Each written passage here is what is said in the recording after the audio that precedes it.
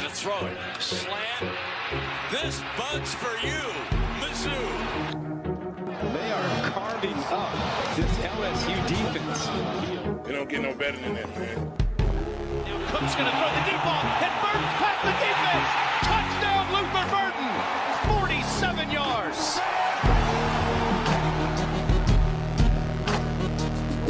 Good place. Kick is up. It is. Yes. Oh, walk-off winner from 61. Harrison Meadus.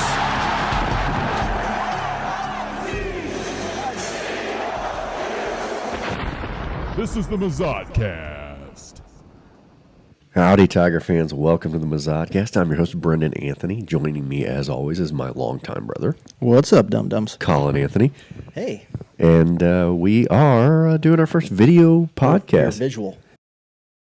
So here we are. We are 1 week out from Mizzou football, August 28th against Central Arkansas Bearcats, I believe is what we're playing. Bearcats. The possible Bearcats, Central Arkansas, located somewhere in the central area of Arkansas. That's what we know about that team. Yep.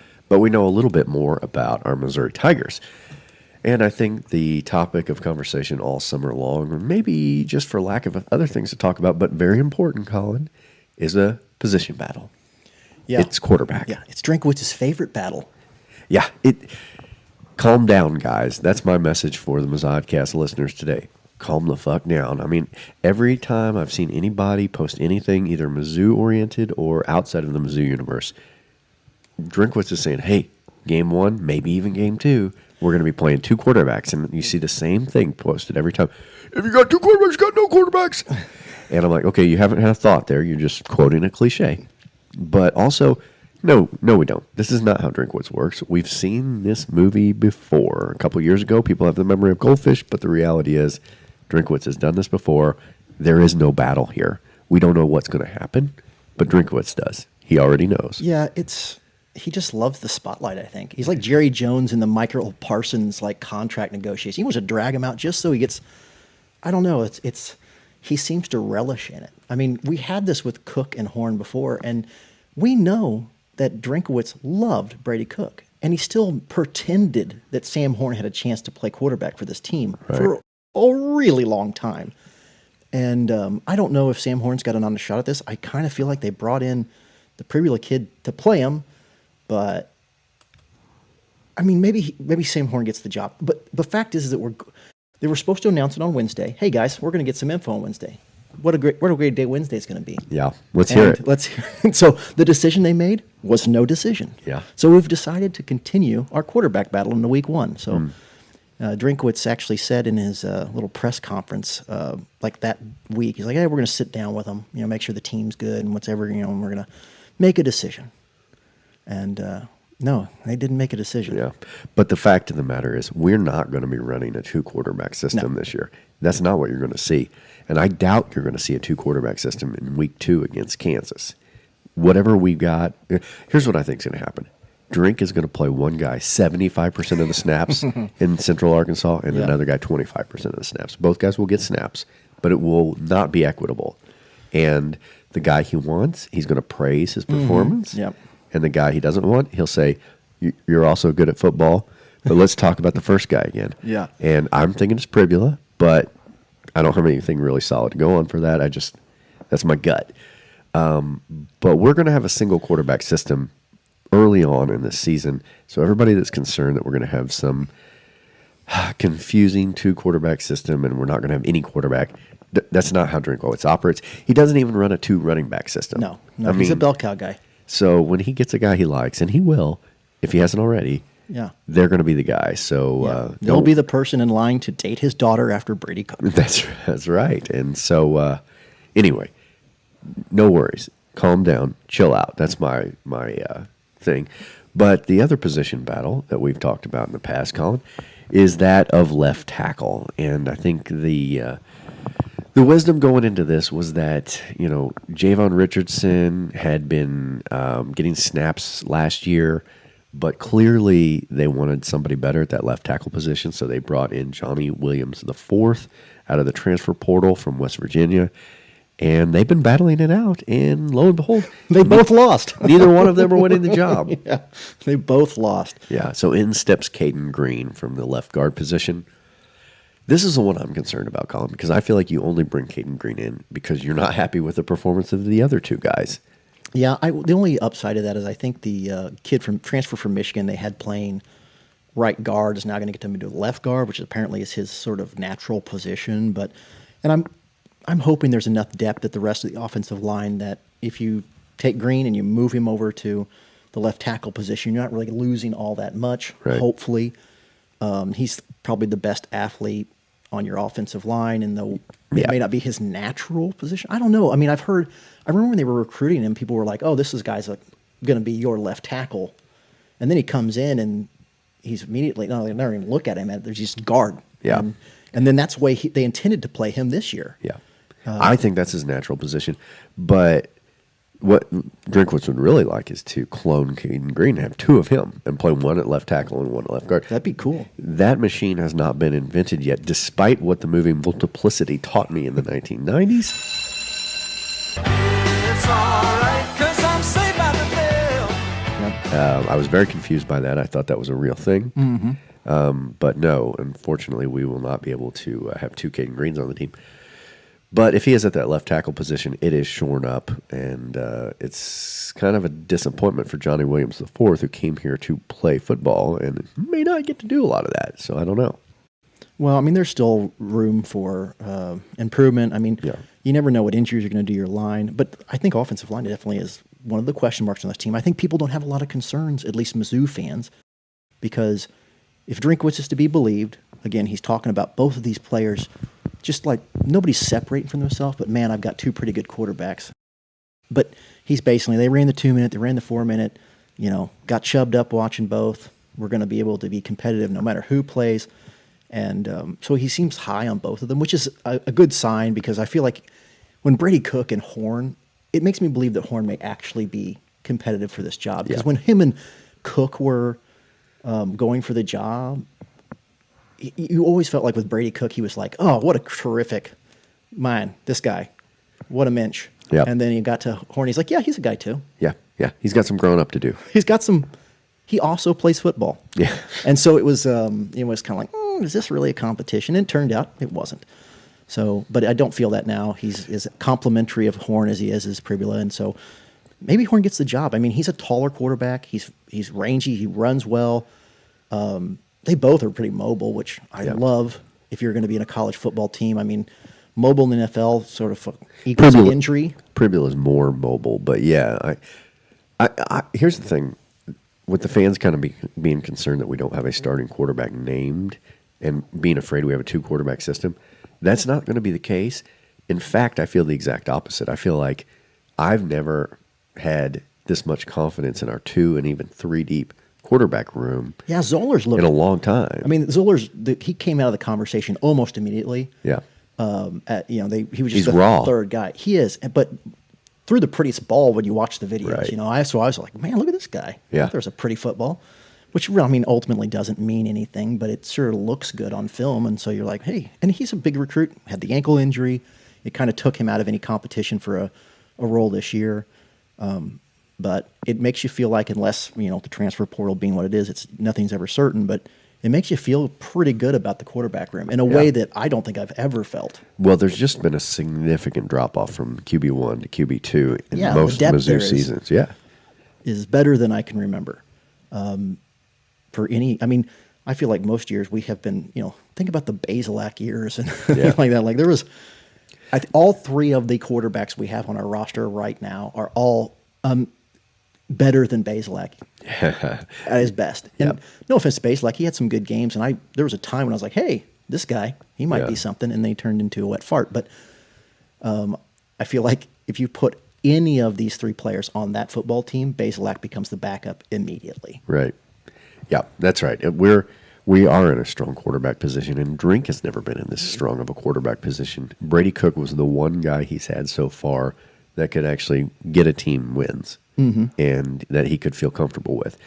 Drink has always been an offensive guy, so we were kind of hopeful that the quarterback room would be one of his strengths, and up until Brady Cook it had not been. and there is a lot of potential for growth here, be it Pribula or Horn. And whoever they name, if you believe all the talking heads, Hardy's.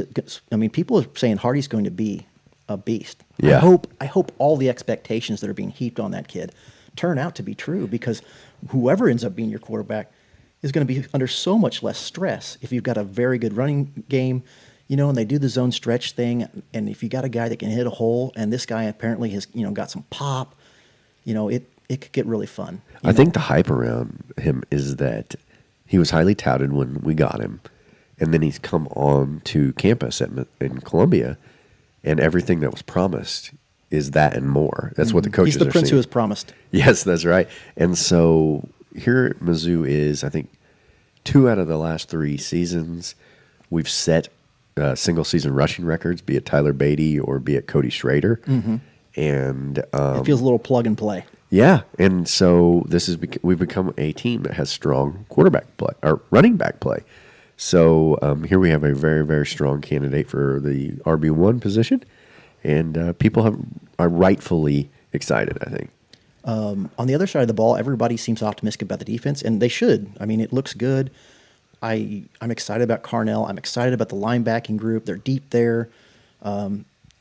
There's still some questions, maybe a little bit at defensive line, but I feel like they've got the depth and the talent that somebody's going to emerge. I just don't necessarily know who that person's going to be yet.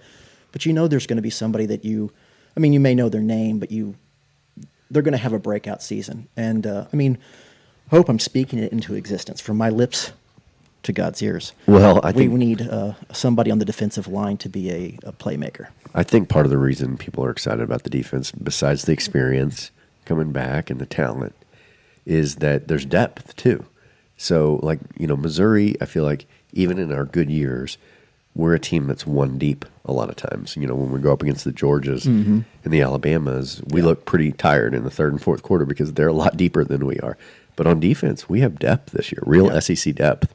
So I think there's real reason to believe in that defense. And if you do have a good defense, it's going to make that new quarterback what's nice job a lot about having easier. Depth too is it makes your special team so much better. Yeah. Because we need that. Well, yeah, I mean, if you've got depth, especially at linebacker, that's the heart of your special teams. And if you've got a bunch of talent that just maybe is not getting snaps and defense just because there's a lot of talent in front of them, but are talented athletes, and you're not just playing, I don't know, certainly in the Pinkel era. And God bless Gary Pinkel, and Chase Daniel and that whole roster. I mean, that was magical, but the team having linebackers where you're not falling off a cliff with the guys who are playing special teams, because sometimes our special teams have not been very good, and I sort of blame that on not having the depth of athletes, and so you're kind of putting guys out there sometimes that maybe aren't world-class athletes. And then the Pinkel era, when your starters were all 3 stars essentially, what does that mean for your special teams players?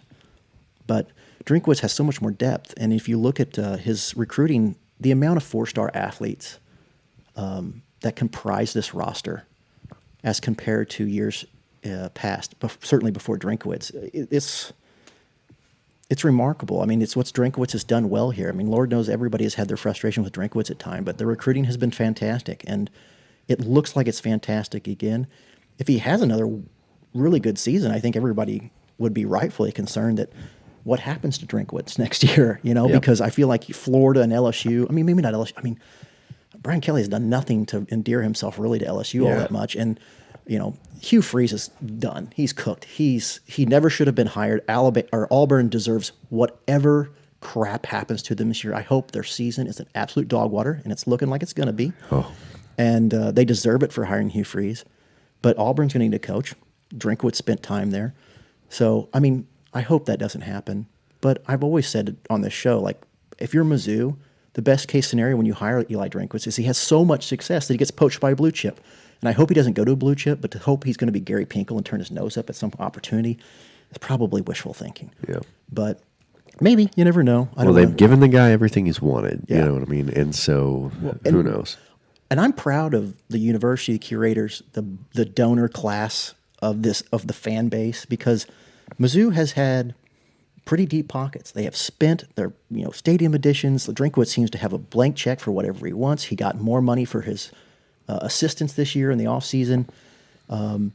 They seemed, Missouri's getting it. Like, hey, you want to be part of the SEC? It's so cool to be part of the SEC. It's the preeminent conference. It's what everybody wants. It's it's us fucking strutting around in a Prada bag while, fucking Kansas and Iowa State and all these people have a fucking straw bag from Walmart. You know what I mean? Like, we're doing it. But unless you want to be Vanderbilt, you got to write checks when you get here. You got to recruit when you get here. And Drinkwitz has done it. And the fan base has showed up in the stands, and the money is flowing. And it needs to flow because, our week 2 opponent, Kansas, they just got like $300 million or something. One of the biggest contributions in history. Hey, Mizzou rich people, you're going to let Kansas, these mouth breathers, out spend us? Come on. Yeah, that's right. You watching Bill Laurie? Come on, write a check. Yeah, you can do it. Don't expect it. I don't either. But yeah, it's that's right. I am eager to see how Kansas squanders that money, though. Yeah, they're not going to do good things with it. No, they're going to a lot of creation history books for the history department probably. And I think they're just going to buy like phone cards. You know what I mean? Like lottery tickets. Yeah, a lot of lottery tickets, a lot of phone cards. Yeah, they're really going to be mad about getting the money because now they can't get their check's not going to show up. They're going to have too much money. The government's not going to send it. They're going to price themselves out of Medicaid. Yep. And they're going to have to get private insurance. It's going to be tough. And the $300 million, is that American money or is that prairie dog pelts? We don't know. No one's told us yet. No, it hasn't been made clear yet. But it is a Kansas booster, so I mean that's going to be a warehouse full of pelts, I would think, because they don't bring much. But the exchange rate's not good. It's a legitimate concern. I mean, there's a literal billionaire bankrolling like Texas Tech now. Yeah. They're going to have to get some sort of handle on all of it because if it just becomes an arms race between spending, that could fuck up college football. They're going to have to come up with some system at some point. College football's fucked up. But it is. But you know what? We're kind of flourishing in it. Yeah, that's right. Yeah. Drink knows how to swim in the sewer. It's a cocaine party. And some people are not enjoying themselves, but Mizzou is having a great time. Yeah. Eli's been growing out that pinky nail. Yeah, that's right. A little bump. Yeah, that's right. Little bump for Eli. So here's what we're going to be doing this year, guys. We're coming to you live or not live. We couldn't do that. We would never do that. No, because we definitely throw out a lot of slurs. Yeah. And then we have to edit those out. We're not open-minded people. No. And so we will be coming to you via video and then our traditional method of audio. That means your ears. And thanks for that. You're very welcome. So this is going to be, I guess, a preview for week 1, although we're going to try to do some of at least audio-based midweek shows like we did in years past. Yeah. And so, anyway, jacked for it. Whole new year of the podcast. Structural changes going on. Yep. But we're going to come to you after the break with some more hot topics regarding Central Arkansas, looking ahead to that Kansas game and some of the other things that have been going on. Talk about Mizzou outside of the Columbia universe. After the break, this is the Mizzodcast.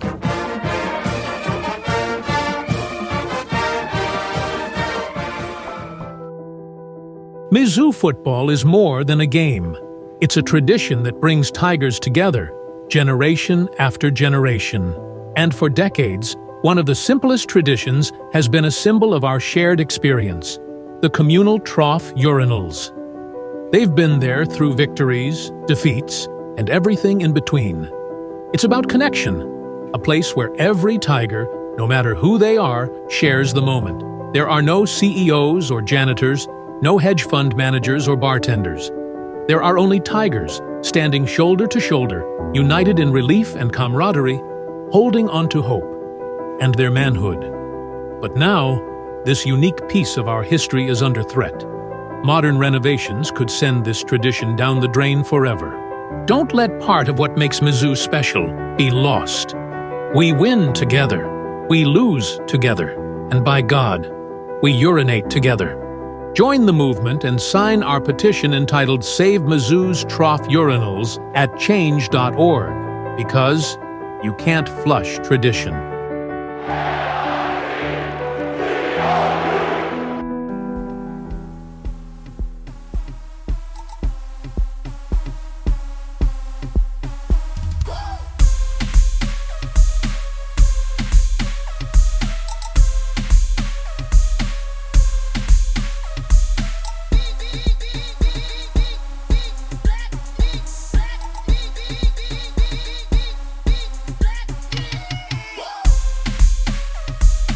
And we are back, and it wouldn't be another season of Mizzou football if there wasn't a bunch of hate coming our way from SEC media types as well. It's just people at large. And Colin, I know a lot of people are familiar with Barstool, but there's also another lesser, like Barstool Light, which is, what is it, Outpost? Outkick. Outhouse. It's our friend Clay Travis. Right. You remember Clay Travis? He used to talk about sports. Yeah. And then almost exclusively about LeBron James. Right. That's right. And then went into politics. But his network, the Outhouse Network, is that what you said it was? Outkick. It's a giant podcast network for rage bait. I mean, that's what they're selling. It's like they're trying to make you mad. It's how they're getting engagement. And they took a shot at Mizzou to get that engagement this week. Let's see. And I hate to even play this, but we're going to play it. Yeah, because it's such a ridiculous cliche of every... It's the worst of all the cliches about Mizzou that we've heard for years. Most of them inaccurate, most of them stupid. And the reason I don't want to, play it is because I just don't want to give them the engagement, but here we go. Let's give them the engagement and talk about how we don't want to give them the engagement. That's right. Missouri, I mean, to me, any game I watch that's played at their home state, I see the Rocks, and I think, this belongs in the Conference USA. And when you're talking about like the pebbles. The pebbles. Pebbles, tiny little pebbles. I'm thinking like this is Middle Tennessee should be playing. That's really good. When you don't. Middle Tennessee beats a lot of SEC schools, by the way. It's always a strike against you. That goes into what I'm thinking. They're just not an SEC like program. Sounds like Barrett Sally's on the line.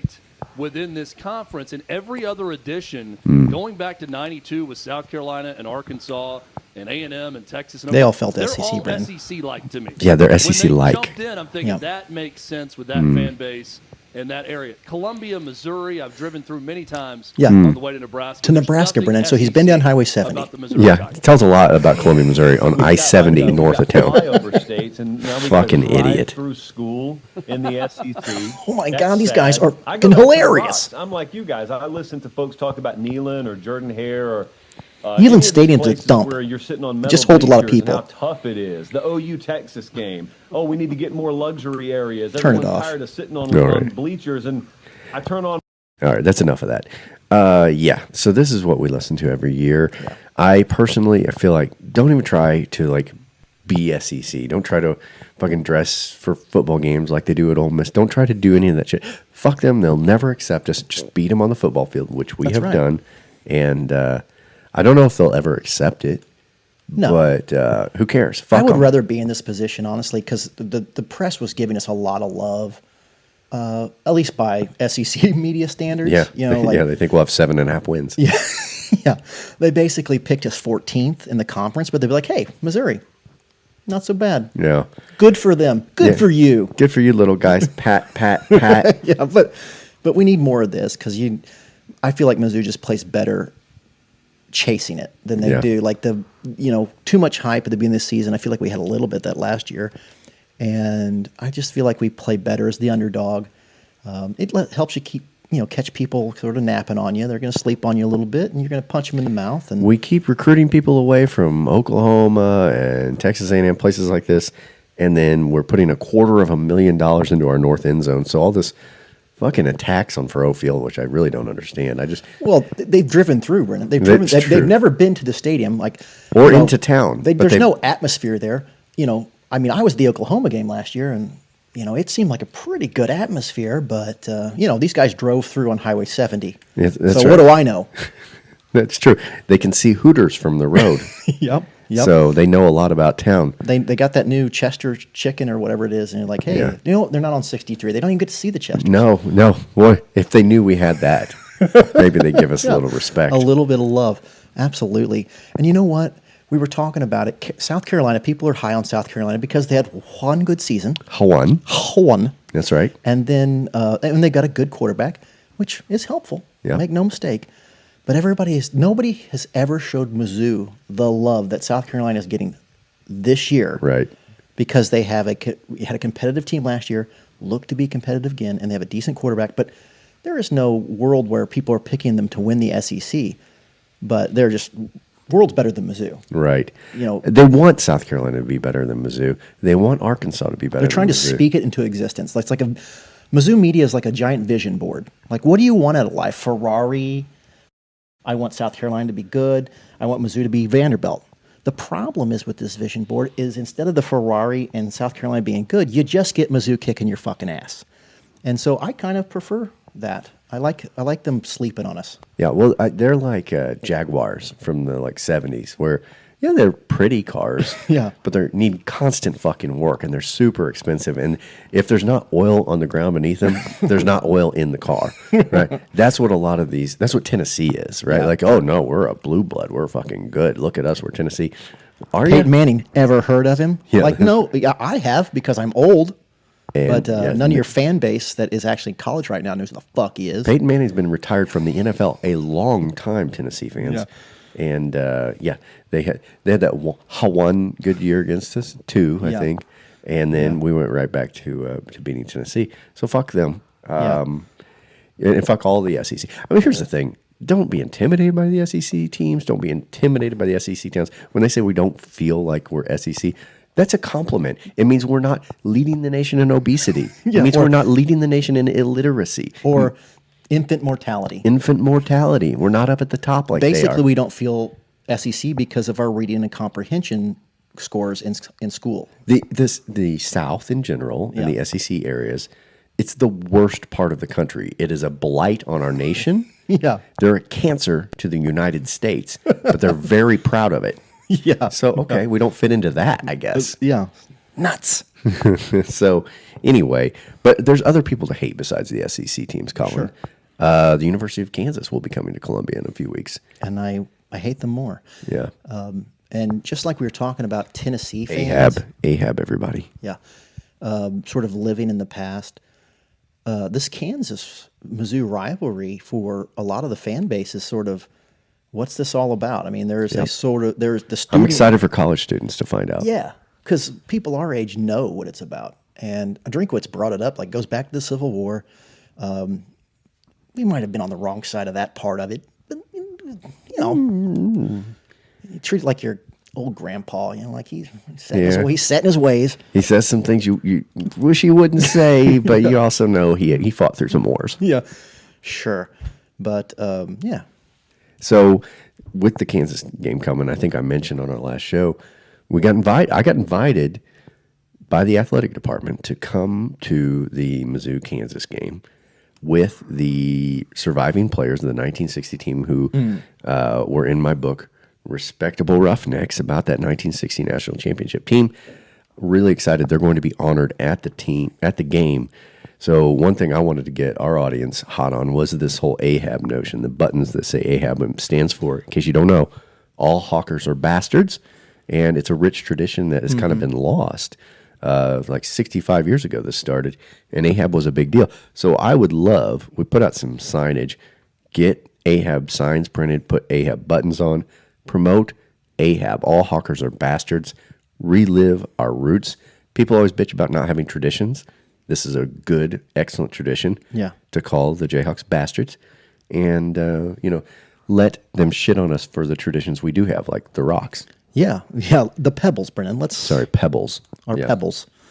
Yeah, I'm looking forward to it. It's I feel like Kansas is really optimistic for it. And, to Kansas's credit, they've won some football games. They have a wizard as a coach. I think his name is Saramon the White. But he somehow figured out a way to make Kansas competitive. Right. But Mizzou should win this game. Yep. And if they don't, I will be sorely disappointed. And I think Mizzou fans will be sorely disappointed because we have sort of waited for years. We have chased a game with Kansas. We're so butthurt that no one wanted them when Comp Carolina started. Because make no mistake, it's not that they wouldn't have gone if they would have been offered to them. Right. They just were not offered. They've never been offered anything because no one wants them. Yeah.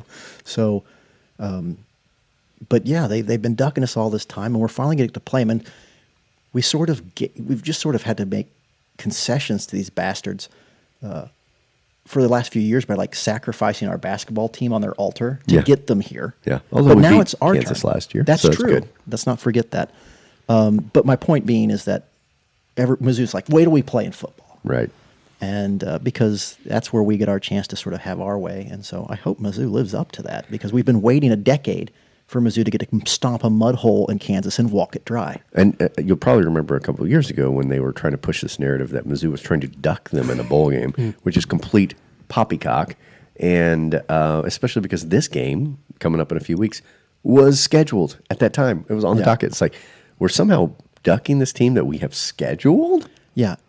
We're ducking the team that has refused to play us, not the other way around. Yes. Refused to play us for a decade.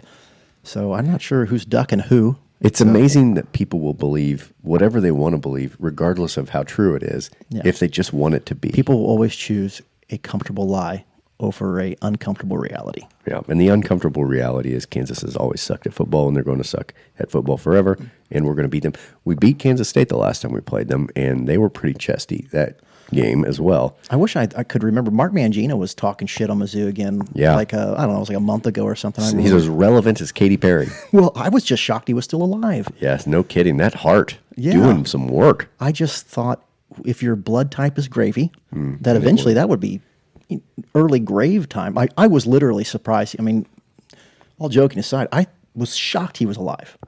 Absolutely, because he was not a young man then, and he was morbidly obese. He's still morbidly obese. Shock, or newsflash, breaking.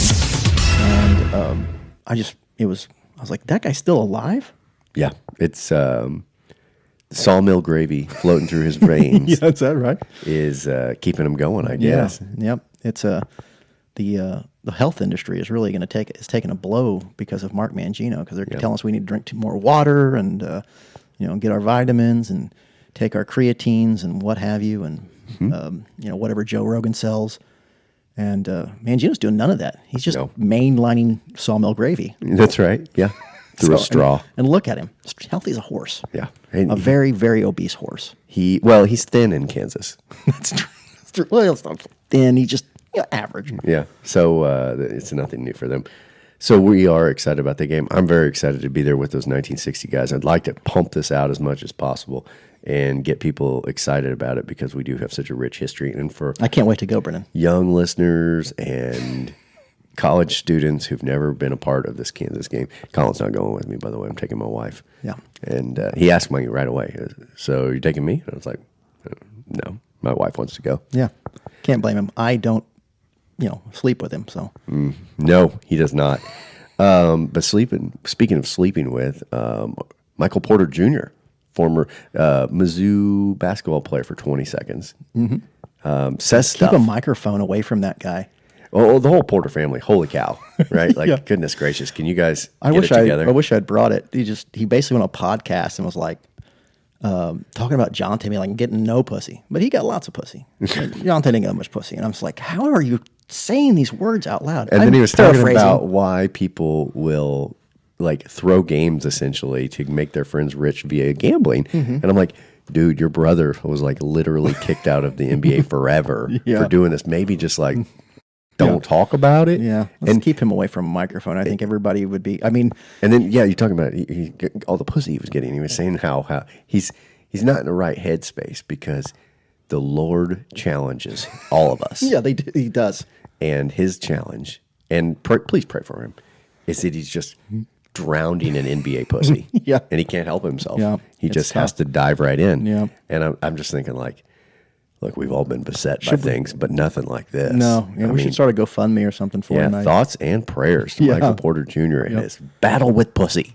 Yeah, but a former Mizzou Tiger, and I don't. Do we even claim him at this point? I don't want to because he didn't do anything in a Mizzou uniform. Yeah, and though he's had a successful NBA career, every time he opens his mouth, I'm kind of like, do we have to say he came here? I'll tell you who I do have a little bit of pride in that was a former Mizzou Tiger is Sophie. Yeah, Sophie Cunningham. She's turned into a goon. She's an enforcer for Caitlin Clark. She's become famous. Beautiful goon. Yeah, yeah, super smoking hot goon. Yeah, she's taken two different routes to fame in the WNBA. One is she's just glammed up. Yep. To she models. I'm sure she probably makes more money modeling than she does on her $64,000 a year WNBA salary. But the other thing that's launched her into fame is being the enforcer for Caitlin Clark. Yeah, everything Caitlin Clark is just, it's wildly popular. She's Caitlin Clark as the sun, and everybody that gets sucked into her orbit gets lit up by her. And that's what's happened to Sophie Cunningham. She just happens to be on this team with her. Yep. People for some reason, instead of appreciating Caitlin Clark and the notoriety she's bringing their league, they hate her guts and kind of try to rough her up a little bit. And I especially like last year, there was a lot of talk on the podcast and stuff about like, why aren't these teammates standing up for Caitlin Clark? Why is everybody letting her like push her around? Well, a former Mizzou Tiger says enough of this. That's right. Yeah, Sophie's tough. Yeah. Nobody's ever questioned that, and it is good because like it doesn't make sense that the single largest moneymaker in your league, you're going to try to put in a wheelchair for some reason. It's a strange business model, frankly. And, they're trying to get more money now. And I just feel like, should we be trying to break the legs of our hottest commodity during this? The person who fills the seats every fucking night. Yeah. Yeah. Imagine the NBA being like, fuck you, Michael Jordan, you son of a bitch. That's right. Yeah, we're going to cripple you. Yeah. Yeah, it doesn't make a lot of sense. But Sophie's there to catch the heat, and she's been doing a good job of it. So she's one of the most recognizable faces in that league. Her jersey's selling out through the roof. I mean, she's become a kind of a big deal. Like there's not that many big deals in the NBA or WNBA, and I don't mean that tongue in cheek. It's like I just it's obviously coming up. It's getting more popular, and the Angel Reese and the Caitlin Clark thing is sort of built some momentum for it, and now it's becoming sort of some notoriety on it, and now her being part of that notoriety is a great thing. It's just you got a Mizzou graduate and somebody that bleeds Mizzou. She comes back. She's the mayor of Columbia.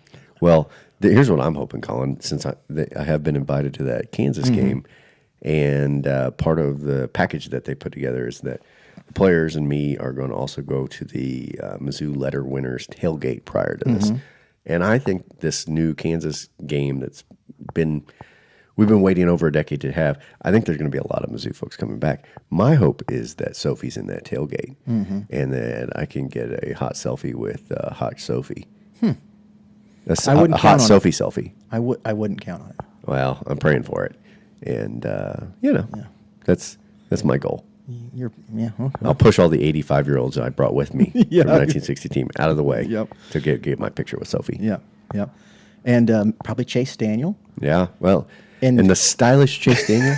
Wearing his leather jacket and his backwards cap and his gold chain outside of his shirt with his skinny jeans and his Jordans. I mean, he's got an interesting look. He does. He's really wanting to be. And I guess I think he got signed on by ESPN or something. He does a great job, like breaking down film, and like he does a good job. But he dresses clownishly, which has not stopped anybody from being on TV in the football world. No, I mean, watch any NFL pregame show, and there are going to be guys wearing zoot suits. The stuff.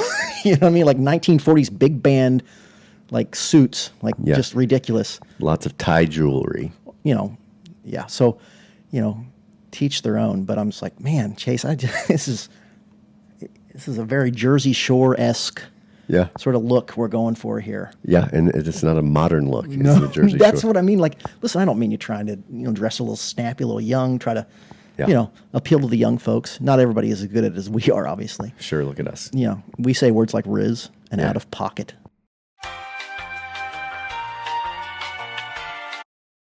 Our first visual podcast hiccup. Yeah, a little technical issue there. We're back, though, through the magic of technology. It's probably good. We were being hard on our friend Chase. Yeah, Chase Daniel, good guy, bad dresser. I think that's fair to say. Yeah, well, you can't. I mean, we got to be fair and balanced, Brennan.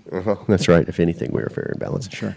Well, Colin, I went on an Alabama radio show last week and said I thought Mizzou could win 9 games. I thought another 10-game season seems like a stretch, but there's so many key players on this team that we've never seen play before. Yeah. That it's tough to forecast this team. And I think when you see national media saying we're going to win 7 or 8 games, it's fair for them to say that this year based on the fact that they know the players they know from Mizzou are gone. They're not going to have as much optimism for a Joshua Manning as the fans are. Because we know who Joshua Manning is, and we expect big things from him. The Coleman kid they're putting in the slot, I think, is going to be good. And Listen, if everything goes according to plan, there's no reason we couldn't win 9 or 10 games. That's right. But, things just don't always go to plan. So, but the talent seems to be on the roster. It's look, people talk about us having a weak schedule, but we've got several games on there. Alabama, Auburn, Texas A&M, Oklahoma. These are games that never in Mizzou's world would those be considered easy games, even if they're not at the top of their game. Kind of what we were saying about like being part of the SEC and all this stuff. Like imagine a world, when we were in the Big 12, pitching that schedule and being like, kind of soft, kind of a breeze. Yeah, I'm going to sleepwalk through that. Mm-hmm. Yeah, no, that's right. And we see it every year. You go, oh yeah, you got a number 18 recruiting class. Well, you're 11th out of 16 teams in the SEC somehow. So it's tough, but Mizzou has to prove it every year. So I don't think we can ever expect a lot of high hopes from media outside of Columbia unless we've got a lot of seniors. Yeah. Because then they'll know who we are. Nobody's going to give Mizzou credit based on incoming talent because they don't pay enough attention to us. They don't believe that we can sustain it. There was what was the announcer at the NFL game with the Jets game? He's like, Brady Cook just couldn't blossom on this, football team or whatever. And it's just like, oh, you mean with Luther Burden and Theo Weiss, which are both playing in the NFL, or the 2 offensive linemen he had that are in the NFL, or like Cody Schrader, who is still on a roster in the NFL, which wasn't it last year, but you know what I mean? Like, there was talent on this football field. Several of them are in the NFL now, so to feel like Brady Cook was being held down by this roster, I mean, it just speaks to the, like that guy is just shooting from the hip. His idea of what Missouri is like, bleh.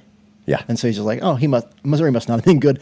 This is an uncontroversial statement. I can say this and know that, even though I don't truly know it, sure, it's true. Sure, sure. It's Missouri.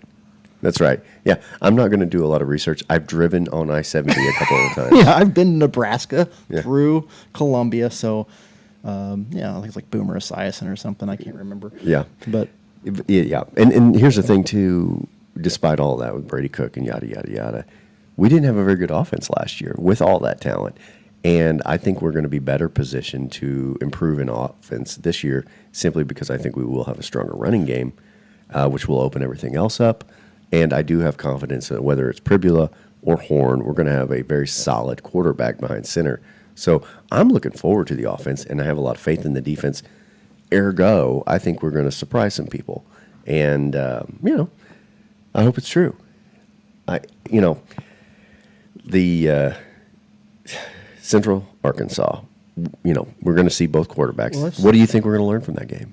I hope we learn to start. I hope somebody's the clear favorite. Mm-hmm. If you're right, somebody's going to get the majority of those snaps. Right. And so we're going to know pretty quick. But I think, something we haven't talked about that I know we talked about in the past is like when you play these, Bearcat schools, right? What do we need to be scoring point-wise to feel comfortable going into the teeth of an actual Power 5 schedule? And you would like Mizzou to just pummel a team like Central Arkansas, and sort of put everybody's mind at ease. What I would really like to see is, I don't care if it's both quarterbacks, and Drinkwitz continues his Kardashian approach to media with the quarterbacks. If they both play well, what I don't want is them both to be just sort of fucking middling. It's like, don't give Drinkwitz any excuse to make this last any longer. Would one of you just take this job by the neck and win it, please, for the love of Christ? Do not give him. We'll be fucking worried about quarterback till mid-season. If Drinkwitz is like, give me an excuse. Give me an excuse. Yeah. I don't think that's going to happen. And honestly, I don't think the Central Arkansas final score is not as important to me as the halftime score. Sure. Because what I want to see is the starters sitting around yucking it up on the sidelines for at least half the game. I want to see, I especially would feel better if I saw some control of the line of scrimmage on both sides of the ball. It'd make me feel a little better because I think defensive and offensive line are both areas where I'm very curious, especially offensive line. And so I would really like to, it would make me feel better if I felt like that offensive line was sort of asserting its will in this game. Sometimes I guess you're right. The score doesn't matter as much as just how do they look. Right. I remember watching some of those Barry Odom teams early on and being like, it's hard to get excited when you guys play like this against Dickhole U in the first game of the season. Like, come on. And Drinkwitz has been a little guilty of that at times, but of late, I feel like we've kind of been putting it on people when we need to. I do wonder how long Hardy's going to stay in the game. I feel like Drinkwitz does have a tendency to keep his starters in longer than a lot of coaches do. Sometimes it kind of scares me a little bit. But I expect the quarterbacks are going to go bouncing back and forth throughout that game. But I wonder about Hardy, if he's going to get a set number of snaps and then be done for the day. I don't know. I think that would be sleeping on Central Arkansas pretty hard to be like, hey, you're going to get sick. We're going to, Central Arkansas wants this game to be competitive. And, if Mizzou sort of, overlooks them, it could be competitive for way too long. And I think, ultimately this is not like an exhibition game. It is a, real live college football game. And I don't think they're going to have a pitch count on people. I think that would, like, all of us love for them to be able to take those starters out, but I doubt there's a pitch count.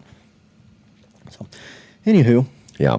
Well, so for the rest of the season, as the games start, we're going to keep coming to you in this format, and we are going to continue to do voicemails. Yeah. One thing I think we want to mix up a little bit with the voicemails is we want to ask for you all to bring your questions to us post-game. Yeah. So, and the reason we're doing that is there can be a tendency for anybody when they're, especially when it's an emotional game, to get on the voicemail line and leave a 30-minute voicemail about your hot takes. Yeah. And that's all well and good, but just start a podcast and do that. Bring us your questions. We include you in that way. Bring us your farts. Yeah. Ooh, fart guy, welcome back to the show, hopefully. Yeah. And hope to see familiar faces returning. I'd love to hear from Keith. Yep. Oh, Keith Sweat. I miss these guys. Yeah. We haven't been to talk to them. It's been a all while. off season. It's been a minute. So, Buffalo Bill, whoever's out there. Yeah. Bring it. We want to hear from you. Yeah. But bring us your questions. So we can have a little back and forth with those voicemails in that way. And I expect we're going to have some hot Kansas news coming up in a couple weeks. Yeah. I'm looking forward to sort of we don't do Kansas news as much anymore. But I'm looking forward to going back to it. The well is always full. That's right. Of shit. Yeah. And I think we're going to try to, like I said, we're going to try to be entertaining and work a little harder than we have maybe the last couple of years. Shouldn't be too tough. Yeah, it's a very low bar, extremely low bar. That's but right. We're going to get after it. Obviously, we're on Twitter, X, or whatever, so you can follow us there. Just started a TikTok account. Yeah, we're going to start a TikTok account, so we're going to try to take the best portions of this show and maybe put some snippets out. Yeah, or Colin's just going to do dance moves. Yeah. I don't know. Well, that's what TikTok seems to be a lot of. Yeah. So anyway, like middle-aged women just like talking into a mic on the live, selling their terrible jewelry. Yeah. So. Or maybe that's just the algorithm. Do we like terrible jewelry? I didn't think I did, but who knows? Maybe there's a little Chase Daniel in Yeah, it. exactly. So, all right. Well, we're going to be hopefully maybe have another one before Central Arkansas. I'm not sure. But certainly immediately following the Central Arkansas game, we're going to come at you with our first post-game wrap-up. Yep. Really excited about that. The season is beginning in earnest, and we hope to see you there. Till then, MIZ. ZOU.